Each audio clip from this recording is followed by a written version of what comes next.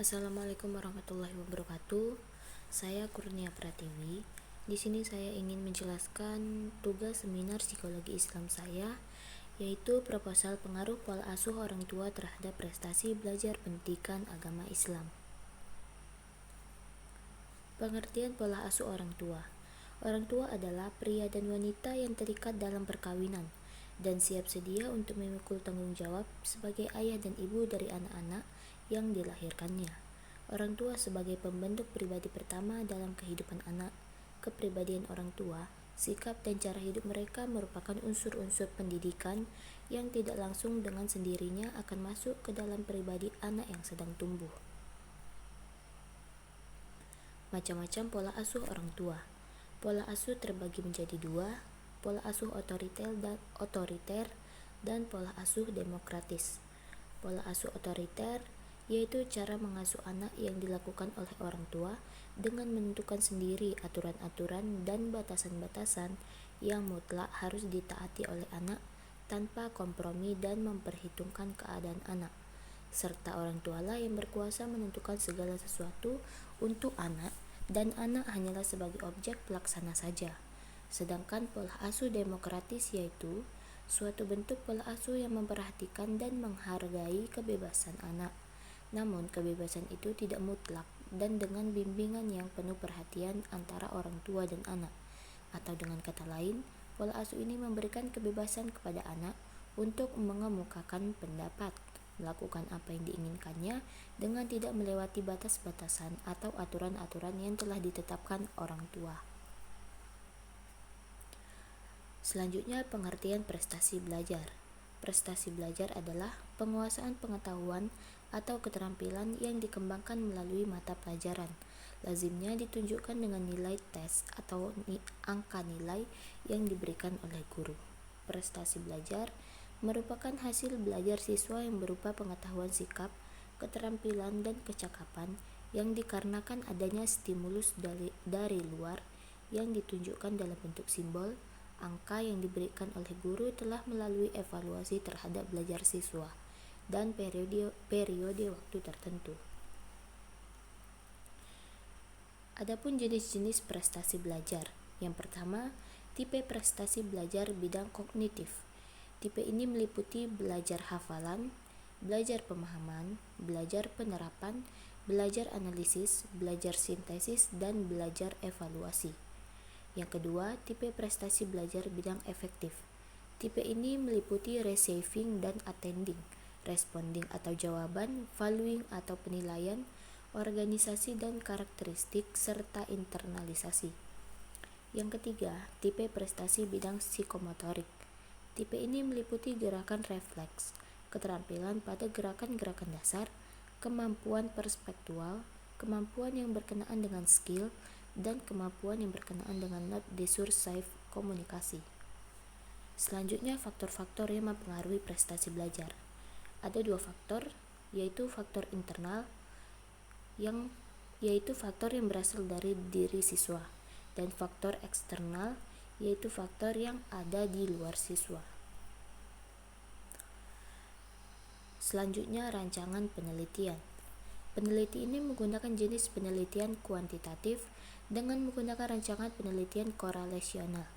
Penelitian ini untuk menguji pengaruh variabel X, pola asuh orang tua, terhadap variabel Y, prestasi belajar pendidikan agama Islam.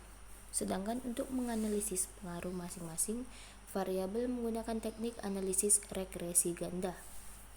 Selanjutnya, fokus penelitian. Fokus penelitian atau variabel adalah gejala utama berupa konsep mengenai atribut atau sifat yang terdapat pada subjek penelitian yang diamati. Fokus dalam penelitian ini meliputi dua hal, yaitu fokus tentang pola asuh orang tua dan fokus pada prestasi belajar pendidikan agama Islam. Metode pengumpulan data. Untuk memperoleh data empiris yang sebaik-baiknya, maka diperlukan adanya metode pengumpulan data yang tepat sesuai dengan masalah dan objek yang diteliti. Dalam pengumpulan data ini, peneliti menggunakan beberapa metode, yaitu metode observasi, metode wawancara, dan metode dokumentasi. Selanjutnya, teknik analisis data.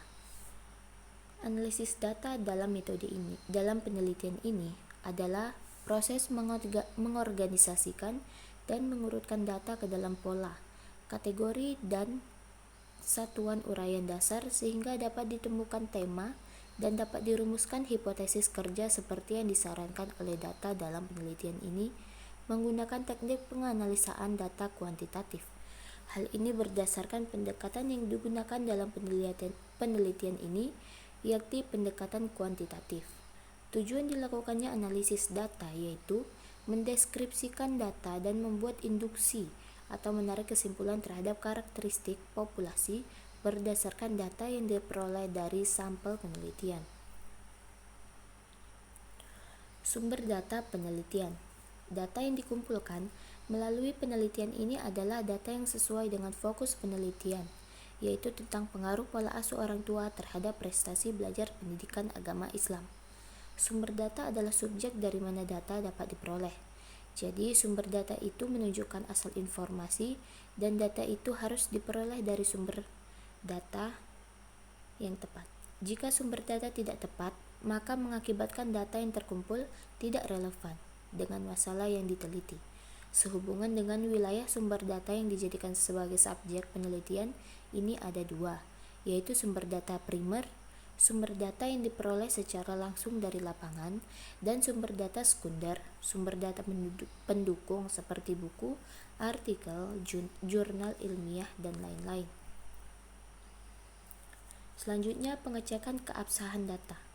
Adapun teknik pengecekan keabsahan data yang digunakan dalam penelitian ini adalah triangulasi. Triangulasi adalah teknik pemeriksaan keabsahan data yang memanfaatkan sesuatu yang lain dan dilakukan dengan cara membandingkan dan mengecek balik derajat kepercayaan suatu informasi yang diperoleh dari informan satu ke informan lainnya. Tahap pelaksanaan penelitian. Kegiatan yang dilakukan dalam tahap ini adalah pengumpulan data dengan instrumen yang sudah dipersiapkan, mengolah data, menganalisis data, dan menyimpulkan data. Dalam kegiatan ini, peneliti membawa surat izin dari universitas untuk langsung terjun ke lokasi penelitian guna pengambilan data penelitian. Dan yang terakhir, tahap penyelesaian. Tahap penyelesaian merupakan tahap akhir dari sebuah penelitian. Data yang sudah diolah, disusun, disimpulkan, dan diverifikasi selanjutnya disajikan dalam bentuk laporan penelitian. Kemudian peneliti melakukan ember check agar hasil penelitian mendapat kepercayaan dari informan dan benar-benar valid. Langkah terakhir yaitu laporan penelitian yang mengacu pada peraturan penelitian karya ilmiah di kampus.